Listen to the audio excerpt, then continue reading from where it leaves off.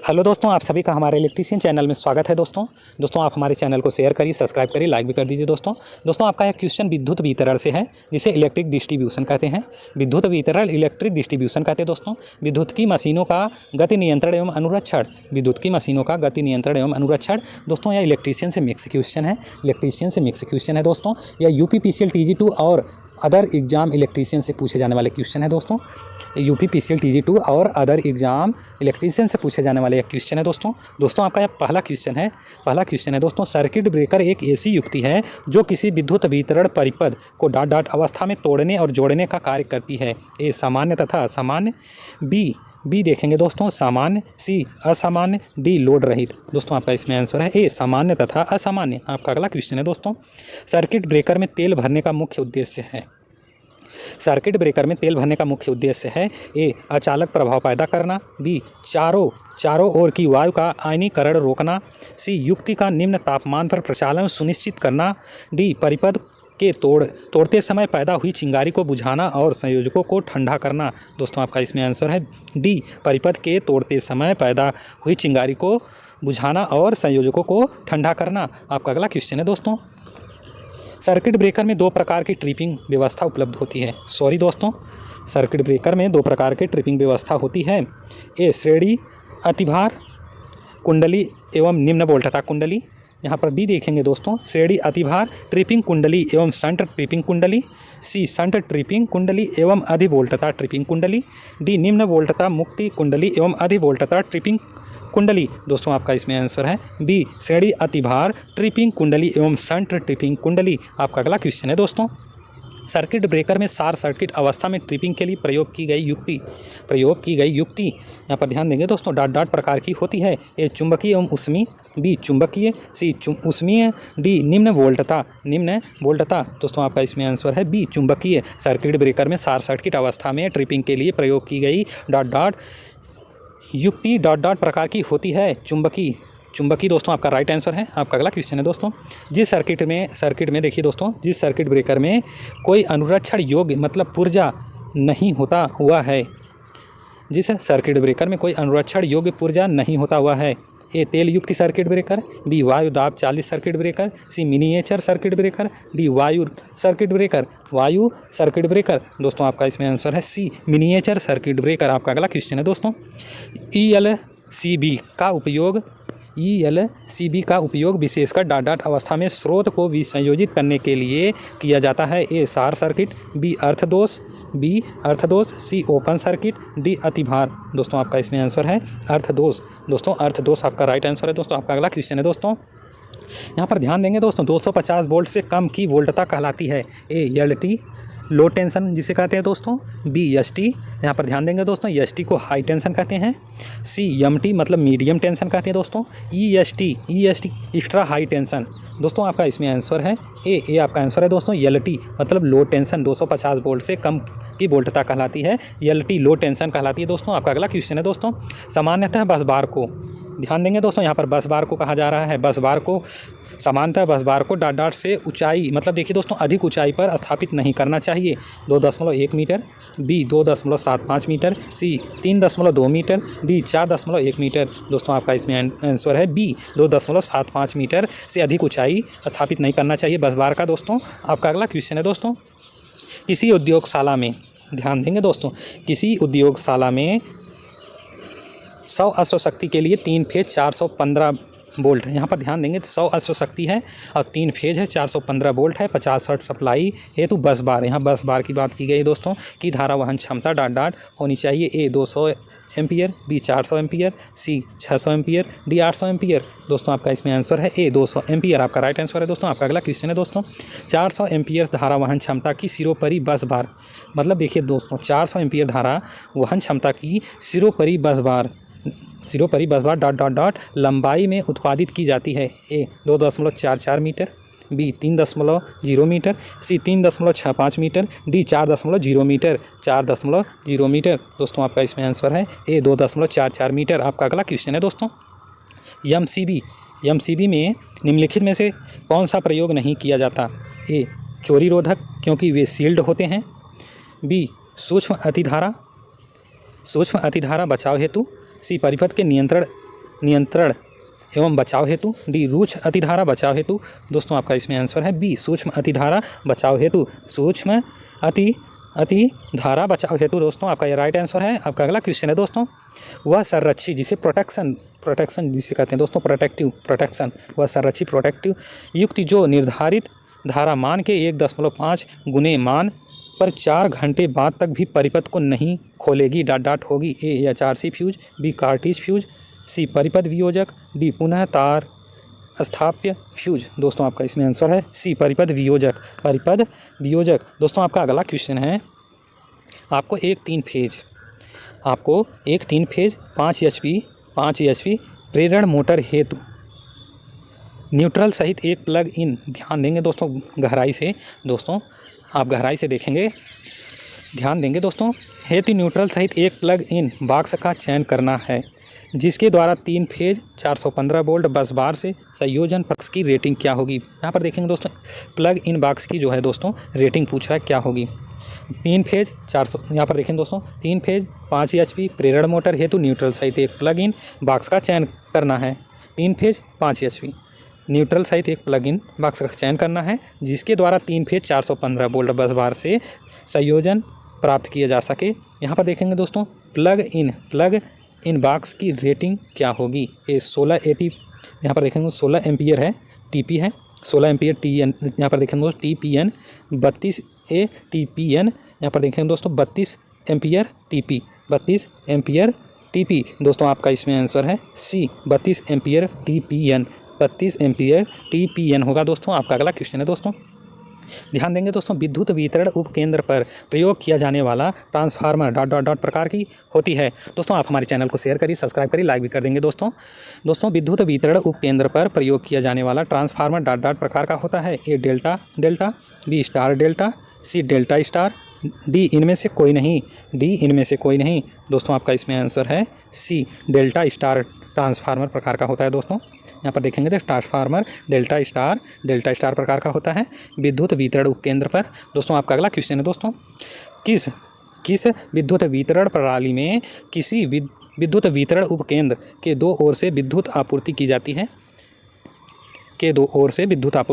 है। ए रेडियल प्रणाली, B ring प्रणाली, सी अंतः संयोजित प्रणाली, डी इनमें से कोई नहीं। दोस्तों इसमें आपका आंसर है बी रिंग प्रणाली। दोस्तों आपका अगला क्वेश्चन है दोस्तों, यहाँ पर ध्यान देंगे दोस्तों, भूमिगत लाइन का उपयोग सामान्यतः कितनी वोल्टता तक किया जा सकता है। भूमिगत जो लाइन भूमि में हो दोस्तों, भूमि मतलब ज़मीन में हो, भूमिगत लाइन का उपयोग सामान्यतः कितनी वोल्टता तक किया जा सकता है। ए 400 वोल्ट, बी 11 किलो वोल्ट, सी 33 kilo volt, D 66 kilo volt. दोस्तों आपका इसमें आंसर है डी 66 किलो वोल्ट। डी आपका राइट आंसर है दोस्तों, डी आपका राइट आंसर है 66 किलो वोल्ट।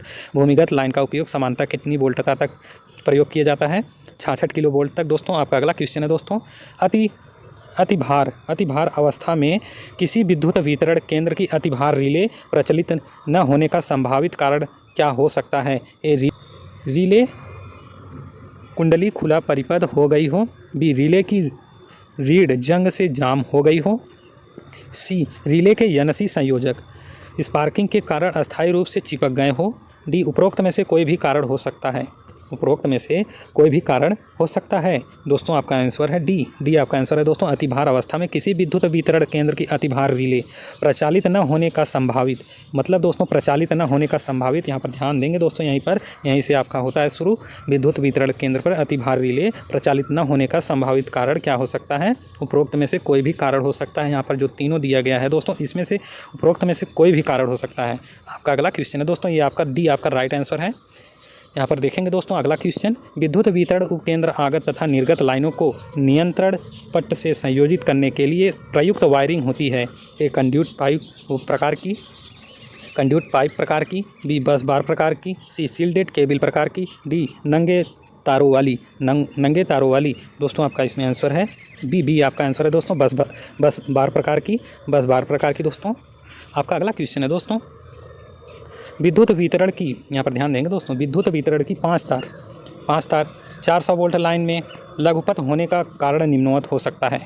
ए न्यूट्रल तार का भू संयोजन से स्पर्श हो जाना, बी फेस तथा न्यूट्रल तारों के मध्य किसी जीव का फंस जाना, सी फेज तार पर जंग लग जाना, डी भू संयोजन तार खुला पथ हो जाना।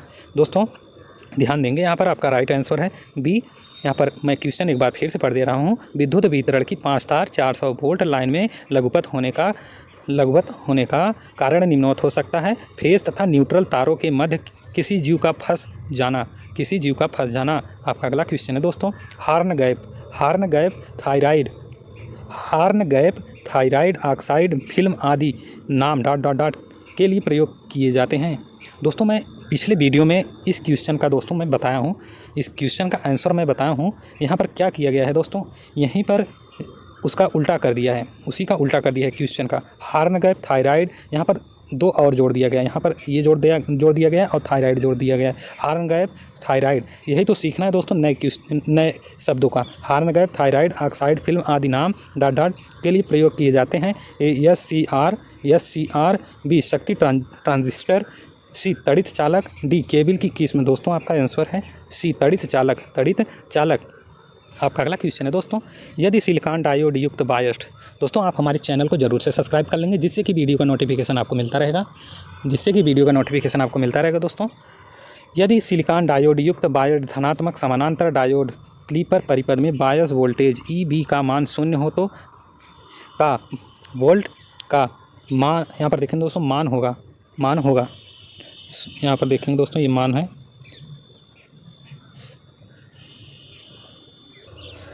मैं एक बार क्वेश्चन फिर से पढ़ दे रहा हूँ दोस्तों। यदि सिलिकॉन डायोड युक्त बायस धनात्मक समानांतर डायोड क्लीपर परिपथ में बायस वोल्टेज EB का मान 0 हो तो वोल्ट का मान होगा A विन के तुल्य, B प्लस EB प्लस 0.7 मतलब 0.7 कोष्टक बंद वोल्ट, C माइनस कोष्टक में EB प्लस 0.7 कोष्टक बंद वोल्ट, D प्लस 0.7 वोल्ट। दोस्तों आपका इसमें आंसर है डी आपका आंसर है दोस्तों, प्लस 0.7 वोल्ट। आपका अगला क्वेश्चन है दोस्तों। निम्नलिखित में से कौन सी युक्ति स्विच की भांति कार्य नहीं कर सकती। दोस्तों इसमें पूछ रहा है निम्नलिखित में से कौन सी युक्ति स्विच की भांति कार्य नहीं कर सकती। A diode, B transistor, C transformer, D IC। दोस्तों आपका आंसर है C ट्रांसफार्मर। यह स्विच की भांति कार्य नहीं कर सकती, ट्रांसफार्मर। आपका अगला क्वेश्चन है दोस्तों। प्रत्यावर्तक, देखिए दोस्तों प्रत्यावर्तक जिसे अल्टरनेटर द्वारा उत्पन्न विद्युत शक्ति की तरंग आकृति होती है। यहाँ पर देखेंगे दोस्तों A वर्गाकार, B त्रिभुजाकार, C जा तरंग, D पल्सेटिंग DC। दोस्तों आपका इसमें आंसर है C जा तरंग। प्रत्यावर्तक द्वारा उत्पन्न विद्युत शक्ति की तरंग आकृति होती है जा तरंग। आपका अगला क्वेश्चन है दोस्तों। नीचे दिए गए चित्र में कौन सी प्रतीक जीनर डायोड का है दोस्तों। A ये फिगर देखेंगे दोस्तों, सारी फिगर देखेंगे, इसमें बताएंगे आप जीनर डायोड का फिगर कौन सा है। जीनर डायोड का फिगर बताएंगे दोस्तों आप कमेंट बॉक्स में जीनर डायोड का जो है आंसर देंगे। आप जीनर डायोड का आंसर देंगे दोस्तों कमेंट बॉक्स में। आपका इसमें आंसर है दोस्तों सी आपका आंसर है दोस्तों, ये जीनर डायोड का फिगर है। आपका अगला क्वेश्चन है दोस्तों। जीनर डायोड का मुख्य कार्य है इनपुट वोल्टता को स्थिर रखना, B आउटपुट वोल्टता को स्थिर रखना, C स्रोत धारा को स्थिर रखना, D आउटपुट धारा को स्थिर रखना।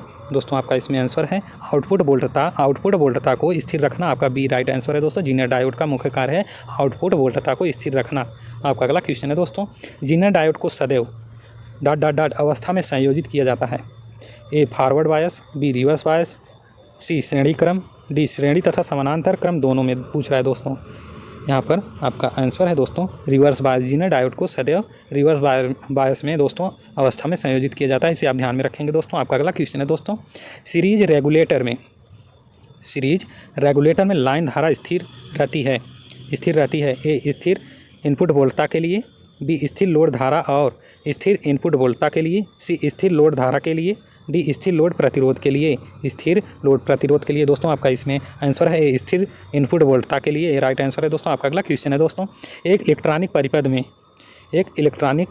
परिपथ में रिले को चालू और बंद करने के लिए ट्रांजिस्टर, इसे आप वीडियो को रोक कर आप इसे देख लेंगे, ये नहीं तो वीडियो बहुत बड़ी हो जाएगी।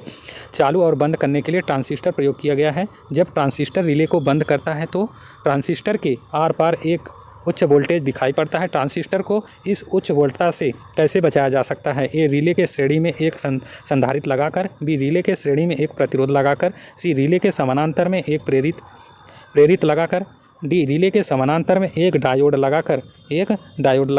दोस्तों आपका इसमें आंसर है डी, रिले के समानांतर में एक डायोड लगाकर।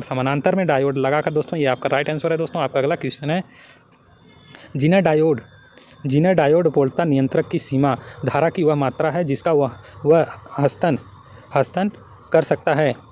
जीना डायोड वोल्टता नियंत्रक की धारा परिसर क्रम में होगा। ए, 1 एम्पीयर से कम, बी, 2.5 एम्पीयर तक, सी, 1 एम्पीयर से 5 एम्पीयर तक, डी, 100 EMI से कम। दोस्तों आपका इसमें आंसर है डी आपका आंसर है दोस्तों, 100 EMI से कम।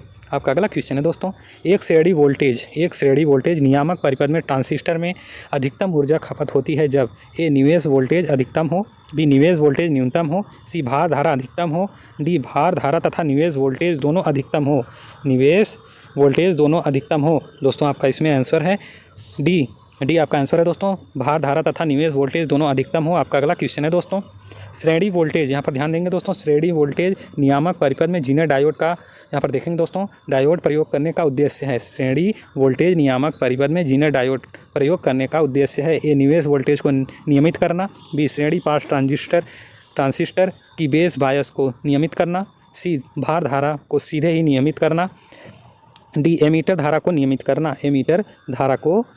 करना। दोस्तों आपका इसमें आंसर है बी, श्रेणी पास ट्रांजिस्टर की बेस बायस को नियमित करना। आपका अगला क्वेश्चन है दोस्तों, यहाँ पर देखेंगे तो 78 जिसे 78 बोलते हैं दोस्तों, 78 MO5 IC का नियमित निर्गत वोल्टेज होता है। यहाँ पर ध्यान देंगे दोस्तों, ये महत्वपूर्ण क्वेश्चन है आपके लिए। 78 MO5 IC का नियमित निर्गत वोल्टेज होता है +5 वोल्ट, -5 वोल्ट, -10 वोल्ट, +10 वोल्ट। दोस्तों आपका इसमें आंसर है +5 वोल्ट। आपका अगला क्वेश्चन है दोस्तों आप हमारे चैनल को शेयर करिए, सब्सक्राइब करिए, लाइक भी कर देंगे दोस्तों आपका यह क्वेश्चन है, यूपीएस का अर्थ है, यूपीएस का अर्थ है, इसे आप ऐसे करके याद कर लेंगे दोस्तों। ए, यूपीएस का अर्थ है A, upper power system, B, under power system, B का supply, D, unique power supply. यहाँ पर देखेंगे दोस्तों, यूनिक पावर सप्लाई। दोस्तों आपका इसमें आंसर है सी आपका आंसर है दोस्तों, अनइंटरप्रेटेबल। देखेंगे दोस्तों, अनइंटरप्रेटेबल पावर सिस्टम सप्लाई आपका आंसर है दोस्तों। यूपीएस का अर्थ है अनइंटरप्रेटेबल पावर सिस्टम सप्लाई। दोस्तों आपका यह राइट आंसर है दोस्तों। आपका अगला क्वेश्चन है दोस्तों, 3 पिन वोल्टेज नियामक आईसी के निर्गत सिरों के आर पार संधारित्र प्रयोग करने का उद्देश्य है। ए, परिपथ की ऑन ऑफ अवस्थाओं में विकसित क्षणिक दोलनों को यहाँ पर देखें तो बाईपास करना, क्षणिक दोलनों को बाईपास करना। बी, भार प्रेरकत्व के कारण दोलनों की उत्पत्ति रोकना। सी, रिपिल को दूर करना। डी, उपरोक्त सभी कार्य करना। दोस्तों आपका इसमें आंसर है ए, परिपथ की ऑन ऑफ अवस्थाओं में विकसित क्षणिक दोलनों को बाईपास करना। आपका अगला क्वेश्चन है दोस्तों, यहाँ पर ध्यान देंगे दोस्तों, ये 3 पिन वोल्टेज नियामक आईसी के निर्गत सिरों के आर पार संधारित्र प्रयोग करने का उद्देश्य है। ये आपका राइट आंसर है दोस्तों। आपका अगला क्वेश्चन है दोस्तों, एस बी एस का स्विचिंग समय होता है 1 सेकेंड, बी 1 मिली सेकेंड, सी 1 माइक्रो सेकेंड, डी 0। इसमें आपका आंसर है दोस्तों बी आपका आंसर है दोस्तों, 1 मिली सेकेंड होता है। एस बी एस का स्विचिंग समय 1 मिली सेकेंड होता है। आपका अगला क्वेश्चन है दोस्तों, ध्यान देंगे दोस्तों, यस एम पी एस परिवर्तित करती है एक उच्च वोल्टेज डीसी को निम्न वोल्टेज डीसी में, बी, उच्च वोल्टेज एसी को निम्न वोल्टेज डीसी में, सी, निम्न वोल्टेज डीसी को उच्च वोल्टेज डीसी में, डी, निम्न वोल्टेज एसी को निम्न वोल्टेज एसी में। दोस्तों आपका इसमें आंसर है सी, निम्न वोल्टेज डीसी को उच्च वोल्टेज डीसी में। यस एम पी एस परिवर्तित करती है निम्न वोल्टेज डीसी को उच्च वोल्टेज डीसी में। आपका अगला क्वेश्चन है दोस्तों, ये आपका राइट आंसर है दोस्तों, सी आपका राइट आंसर है। आपका अगला क्वेश्चन है, यहाँ पर देखेंगे दोस्तों, 7815 आईसी के लिए न्यूनतम अनियमित डीसी निवेश वोल्टेज होनी चाहिए। ध्यान देंगे दोस्तों, 7815 आईसी के लिए न्यूनतम अनियमित डीसी निवेश वोल्टेज होनी चाहिए। ए, 12.5 वोल्ट, बी 15 वोल्ट, सी 17 volt, D 20 volt. D 20 volt दोस्तों आपका इसमें आंसर है सी 17 वोल्ट। 17 वोल्ट आपका आंसर है दोस्तों। आपका अगला क्वेश्चन है दोस्तों, यहाँ पर ध्यान देंगे दोस्तों। 78 यक्ष एवं 79 जिसे 79 बोलते हैं दोस्तों, 79 यक्ष शक्ति आपूर्ति IC बनाई जाती है। TO यहाँ पर ऑप्शन ये देखेंगे दोस्तों, TO 220 पैकिंग में, 220 पैकिंग में, बी DIP पैकिंग में, DIP पैकिंग में, सी धात्विक ट्रांजिस्टर पैकिंग में, डी उपरोक्त में से कोई नहीं, उपरोक्त में से कोई नहीं। दोस्तों आपका इसमें आंसर है ए, ये आपका आंसर है दोस्तों, TO 220 पैकिंग में, TO 220 पैकिंग में। आपका अगला क्वेश्चन है दोस्तों, यहाँ पर देखेंगे दोस्तों, IGBT की धारा वहन क्षमता होती है ए 100 मी ए से 1A, बी 1A 10A। मतलब दोस्तों यहाँ पर ध्यान देंगे दोस्तों, मी ए से 1A, ए क्या है एम्पियर, 1 एम्पियर से 10 एम्पियर। यहाँ पर ध्यान देंगे दोस्तों, 10 एम्पियर से 50 एम्पियर, 100 एम्पियर 1000 एम्पियर, 1000 एम्पियर। दोस्तों देखिए यहाँ पर कैसे क्वेश्चन बनाया गया है, ध्यान देंगे इसमें दोस्तों। इसमें आपका राइट आंसर सी है, सी आपका राइट आंसर है। 10A से 50A मतलब 10 एम्पियर से 50 एम्पियर IGBT की धारावहन क्षमता होती है, धारावहन क्षमता होती है दोस्तों। आपका अगला क्वेश्चन है दोस्तों, FET फेट जिसे बोलते हैं, FET तथा मॉसफेट MOS FET में 3 समापक सिरे, टर्मिनल्स, सिरे मतलब दोस्तों कोष्टक में देखेंगे टर्मिनल्स के नाम हैं, ए अमीटर, बेस व कलेक्टर, बी सोर्स, गेट व ड्रेन, सी एनोड, गेट व कलेक्टर, डी MT1 गेट व MT2 दोस्तों आपका इसमें आंसर है बी सोर्स, गेट व ड्रेन। FET तथा मॉसफेट में 3 समापक सिरे, टर्मिनल्स के नाम हैं। समापक सिरे में दोस्तों, समापक सिरों में टर्मिनल्स के नाम हैं सोर्स, गेट व ड्रेन। दोस्तों आप हमारे चैनल को शेयर करिए, सब्सक्राइब करिए, लाइक भी कर दीजिए दोस्तों। एग्जाम में पूछे जाने वाले क्वेश्चन है, इलेक्ट्रीशियन से क्वेश्चन है दोस्तों। आप हमारे चैनल को शेयर करिए, सब्सक्राइब जरूर कर देंगे दोस्तों, जिससे कि वीडियो का नोटिफिकेशन मिलता रहेगा दोस्तों। धन्यवाद।